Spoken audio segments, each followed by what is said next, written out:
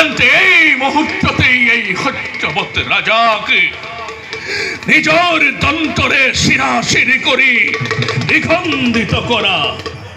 আর যদি তুমি তুমি প্রভু নারায়ণ, তেন্তে তোমার নিজর রূপ মোর আগতে করা প্রদর্শন।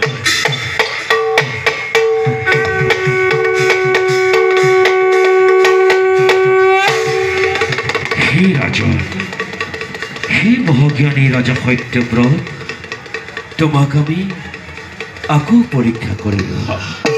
আমি বিষ্ণু।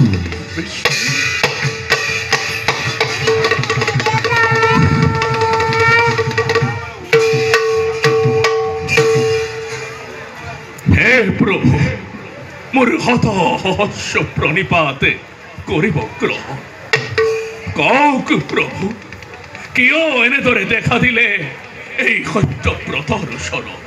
শোনা রাজা সত্যব্রত, প্রভু, আজি কাল রাত্রে, আজি শেষ রাতিতে মহাপ্ৰলয় হব আৰম্ভ।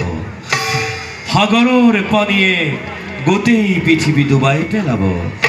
পৃথিৱীত তোমাৰ বাদে আৰু কোনোৱে জীয়াই নাথাকিব।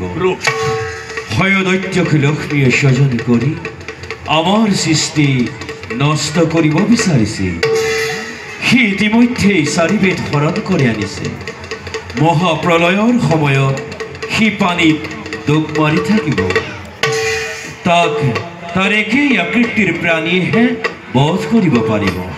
সেয়েহে মই তাক তাৰ ৰূপ ধাৰণ কৰি নিধন কৰিম আৰু পুনৰ মৎস্য ৰূপ ধাৰণ কৰি চাৰিবেদ উদ্ধাৰ কৰিম।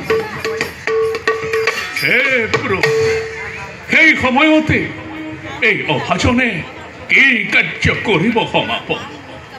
শুনা ৰাজা সত্যব্ৰত, প্ৰভু, মহাপ্ৰলয় আৰম্ভ হোৱাৰ আগে আগে তোমাৰ কাষলৈ এখন ডাঙৰ নৌকা পঠাই দিয়ে। তাতেই তোমালোক সকলো তৰোত্তীৰ্ণ পক্ষু পক্ষী যি পোৱা পিছৰ কল্পত সৃজন কৰিবৰ কাৰণে নৌকাত তুলি ল'বা। এই মহাপ্ৰলয় মাত্ৰ 7 দিন 7 ৰাতি থাকিব। আমি হয় দৈত্যকে বধ কৰি তোমালোকৰ ওচৰলৈ পুনৰ আহিম। আমাৰ মূৰৰ ওপৰত এটা শিং দেখিবা। তেতিয়াই তোমালোকৰ নৌকা বাসুকি আমাৰ শিঙৰ সৈতে মেৰাই ধৰিব। 7 দিনৰ পাছত পৃথিৱী শান্ত হ'ব। তাৰ পাছত তুমি আমি প্ৰত্যেকেই নিজ নিজ কৰ্তব্যতে অগ্ৰসৰ হ'ব লাগিব। যোৱা ৰাজা, সংশয় নকৰিবা। বিপদত মোক স্মৰণ কৰিবা, উদ্ধাৰ কৰিম। ভাল প্ৰভু, এবে মই মাগিছো বিদায়।